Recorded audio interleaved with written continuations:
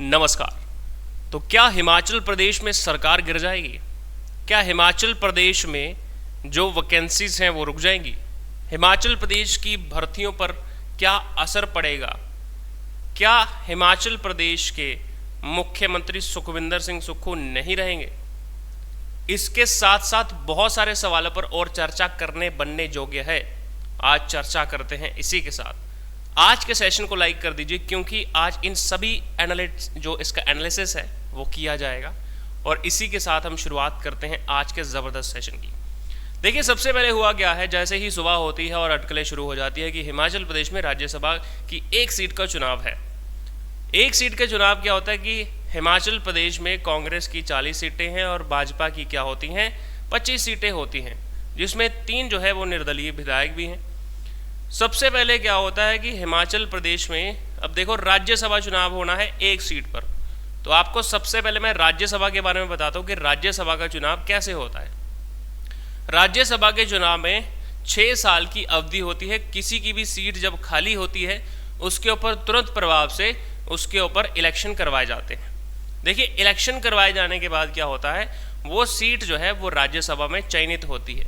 जब राज्यसभा में चयन किया जाता है तो राज्यसभा में जब चयन करने के बाद उसको चुनता कौन है, वहाँ की लोकल जो है वो एमएलए चुनते हैं। ठीक है, वहाँ के एमएलए जो है वो उस चीज़ को चुनते हैं। ठीक है, एमएलए जब चुनेंगे राज्यसभा के सदस्यों को, तो राज्यसभा के सदस्य जो होते हैं, राज्यसभा को upper house of the parliament भी कहा जाता है। जो लोकसभा होती है इसको lower house of the parliament भी कहा जाता है। तो देखिए, होता क्या है, हिमाचल प्रदेश में कांग्रेस की 40 सीटें थी और 25 भाजपा की थी, जिसमें से क्या होता है कि भाजपा के लोग निर्दलीय विधायकों को अपनी तरफ कर लेते हैं और जो कांग्रेस के 6 विधायक हैं उनको भी अपनी तरफ कर लेते हैं। भाजपा 25 से 9 का समर्थन लेके 34 पे पहुंच जाती है और कांग्रेस 6 का समर्थन खो करके फिर से 34 में पहुंच जाती है। जैसे ही इन सब चीज़ों का 34-34 बराबर होती है, क्योंकि हिमाचल में 68 विधानसभा सीटें हैं, तो जैसे ही 34 और 34 बराबर होती हैं, फिर पर्ची के द्वारा जो लोकसभा के सदस्य हैं उनको चुना जाता है, जो कि भाजपा की जिसमें जीत होती है।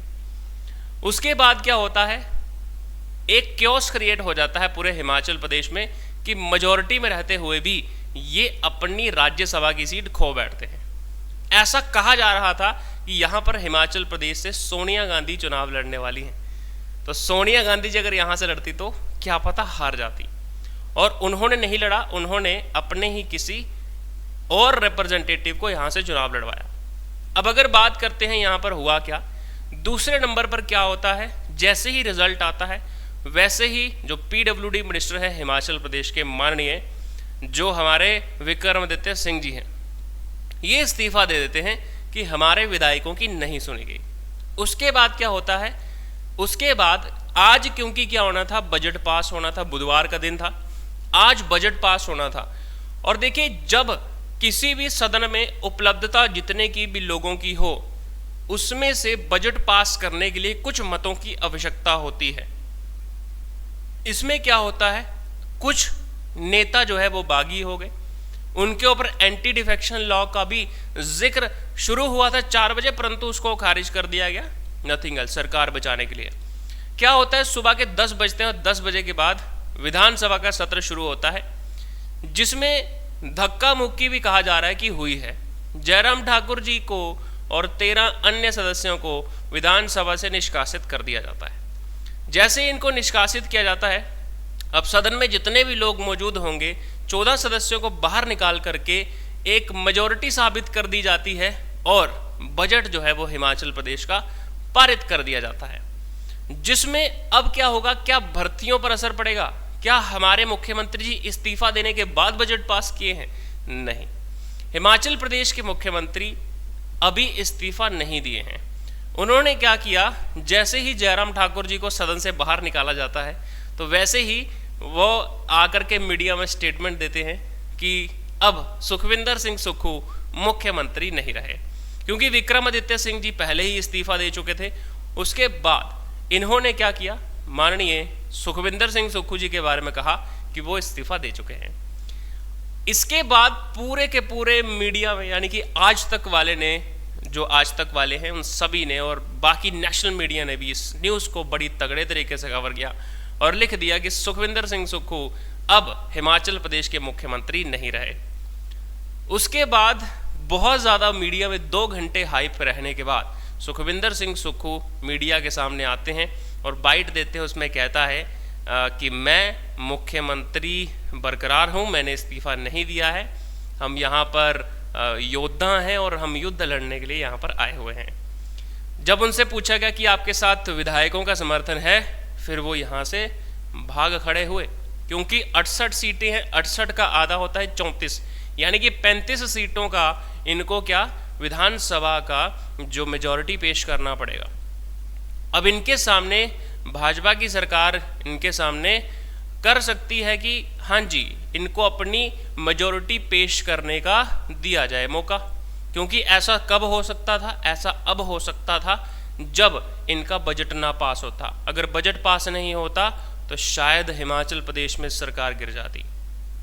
तो जब जैसे ही बाहर आते हैं हमारे एक्स मुख्यमंत्री, तो उन्होंने कहा कि पहली सरकार होने वाली है जो फाइनेंशियल बिल पर जा करके सरकार गिर जाएगी। इसके बाद क्या होता है, सबसे बड़ी लोगों के दिमाग में विडंबना ये आती है कि क्या इस पर भर्तियों का कोई असर पड़ेगा। देखिए, जब 10 और 12 बजे के बीच ये खबर फैली कि मुख्यमंत्री ने इस्तीफा दे दिया, तब जरूर पड़ता, पर जब हमारा बजट पास हो चुका है, भर्तियों पर किसी भी प्रकार का असर नहीं पड़ेगा। अब अगर हम बात करें कि भर्तियों पर असर पड़ने का क्या चक्कर होता, देखिए सबसे पहले 2-3 दिन पहले की खबर है कि माननीय सुखविंदर सिंह सुक्खू मुख्यमंत्री जी ने कहा था कि हमारी विधानसभा जो है इसमें ये संशोधन होगा जिसमें HPRC जो है वो काम करेगा। इन सभी चीज़ों के प्रोसीजर के बाद अगर फॉर एग्जाम्पल, क्योंकि कल जो है वो मीटिंग है, कल मीटिंग है, कैबिनेट की मीटिंग है, जिसमें मैं कहता हूँ भर्तियाँ आने वाली हैं। कल की मीटिंग में भर्ती आने वाली है। मैं ये क्यों बोल रहा हूँ, क्योंकि मुख्यमंत्री जी ने जो बजट सेशन के शुरू होने से पहले कहा था कि जैसे ही हमारा बजट पास होगा, इस बजट सत्र के बाद हमारी कैबिनेट में इन भर्तियों की घोषणा होगी। मैं ये नहीं कह रहा हूँ कि मुख्यमंत्री जी ने तो ये भी बोला था कि 1 लाख वैकेंसी आएगी, वो नहीं आई पहली कैबिनेट में, उस चीज़ का मैं जिक्र नहीं कर रहा हूँ, पर मुख्यमंत्री जी ने एक बात फिर से कही थी और कि अभी जो है वो आपकी करंट रिक्रूटमेंट आ सकती है, क्योंकि उस पर काम हुआ है तो हम एक्सपेक्ट कर सकते हैं कि हमारी ये रिक्रूटमेंट आने वाली है। इसमें कौन कौन सी रिक्रूटमेंट के आने वाली हैं ये आप लिख सकते हैं। सबसे पहले क्लर्क की जॉब्स आ सकती हैं, इसमें जो TGT की जॉब्स आ सकती हैं, JBT कमीशन की जॉब्स आ सकती हैं, जो भी टीचिंग के एग्ज़ाम्स होते हैं उसमें मैक्सिमम जॉब्स आने के चांसेस हैं। सब इंस्पेक्टर की जॉब आ सकती है जो पहले हुई थी, ठीक है। उसके बाद, क्योंकि एग्ज़ाम की बात कर रहा हूँ, ठीक है, जो पिछले आप लोगों ने फॉर्म भरे हुए हैं। अच्छा, हिमाचल प्रदेश पुलिस की रिक्रूटमेंट आ सकती है और हिमाचल पटवारी के आने के चांसेस हैं।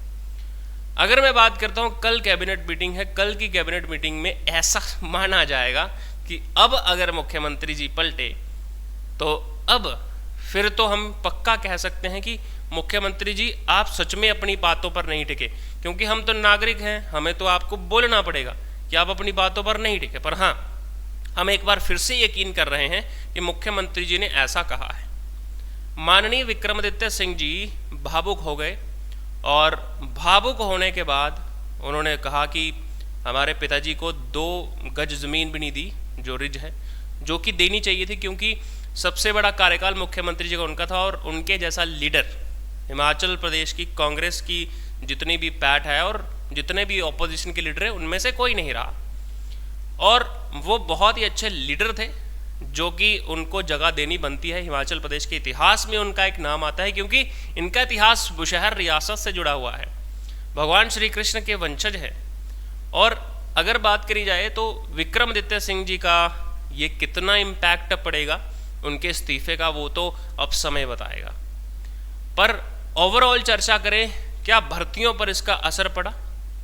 मैं आपको एक बात और बताता हूँ। भर्तियों पर इसका अभी फिलहाल तो कोई असर नहीं, वो जिस टाइम पर आनी थी उसी समय पर आएंगी, क्या पता कल आ जाए। इसके पहले मैं आपको एक बात आपके साथ शेयर करना चाहता हूँ। मेरे दो तीन मित्र हैं, यूट्यूबर्स हैं वो भी, उनको फ़ोन आता है, उन्होंने मेरे को फ़ोन किया और मेरी भी उनसे कुछ बातचीत हुई और उनको सीआईडी का फ़ोन आता है कि जो भी प्रोटेस्ट हो रहे हैं उसके खिलाफ आप वीडियो ना बनाइए। यूट्यूबर्स को वीडियो टेक डाउन करनी पड़ती है, ठीक है। तो ऐसा कुछ यूट्यूबर्स के साथ हुआ है कि हिमाचल की सरकार ने कहा था कि हमारे साथ ये इनको फ़ोन कॉल्स नहीं आने चाहिए, तो ठीक है, सरकार ने चलो ठीक है प्रोटेस्ट रुकवाने के लिए बहुत सारी चीज़ें करनी पड़ती हैं, ठीक है। तो ये क्योस क्रिएट ना हो, परंतु पॉलिटिकल क्योस जो है वो क्रिएट हो जाता है। अब अगर बात करें तो हिमाचल प्रदेश में अभी फिलहाल इतना बड़ा बतंगड़ तो बना इस बातों का, पर आने वाले समय में माननीय मुख्यमंत्री उसको कैसे हैंडल करते हैं ये चर्चा का विषय बना हुआ है। अब देखिए JOIT के बच्चे भी प्रदर्शन कर रहे हैं, जो वेटिंग कर रहे हैं ड्राइंग मास्टर से लेके 962 वगैरह 939 सभी लोग प्रदर्शन कर रहे थे, उनके बारे में भी माननीय मुख्यमंत्री जी कुछ सोचिए, नहीं तो हिमाचल प्रदेश की जनता भी बहुत कुछ सोच बैठी है। तो बहुत सारा विरोध है, अपने ही लोग, देखिए हमने ही आपको जिताया है, हम ही आपसे एक्सपेक्टेशंस रखते हैं, तो आई होप कि आने वाले समय में भी आप ठीक करेंगे और बच्चों के लिए कुछ करें, क्योंकि एजुकेशन सेक्टर में 1.5-2 साल से कुछ नहीं कर पाए, ये एक बात बता देना चाहता हूँ। और कुछ नहीं बोलूँगा, इससे ज़्यादा कुछ नहीं बोलूँगा, क्योंकि स्टूडेंट पावर क्या सोचती है ये आप आज ही कमेंट सेक्शन के नीचे देख लेंगे। तो भर्तियों पे कोई असर नहीं पड़ने वाला है, उसकी चिंता आपने नहीं करनी है। तो आप क्या सोचते हैं नीचे कमेंट सेक्शन में बताइए, क्या सुखविंदर सिंह सुक्खू का इस्तीफा देना सही होगा या गलत, और अगर उनको बरकरार रहना है तो अच्छे से काम वो करेंगे और आई होप कि करते रहेंगे, ठीक है। तो हमारी यही आशा है कि सरकार ना टूटे, बच्चों का भी टाइम वेस्ट होगा, अच्छी बनी रहे, तो ये हमारी तरफ से हम एक नागरिक होने के नाते सजेशन देते हैं। तो thank you so much beautiful people. तो अगर कोई सरकारी कर्मचारी देख रहे होंगे तो नीचे कमेंट सेक्शन में आप लोगों की राय दे सकते हैं, अपनी अपनी राय इस वीडियो के नीचे देखें कि आपने सुबह क्या सोचा था। Thank you so much beautiful people. जय हिंद, जय Himachal, take care, all the best. और अगर हाँ सुखविंदर सिंह सुक्खू जी ने नौकरियां दे दी तो हमारी खजूरिया पाठशाला एप्लीकेशन डाउनलोड करना ना भूलना, उस पर आप हमारे अनेक टेस्ट सीरीज जो है वो भी लगा सकते हैं और अपनी अपनी क्लासेस की प्रिपरेशन कर सकते हैं। Thank you so much beautiful people. जय हिंद, जय Himachal, take care, all the best. धन्यवाद।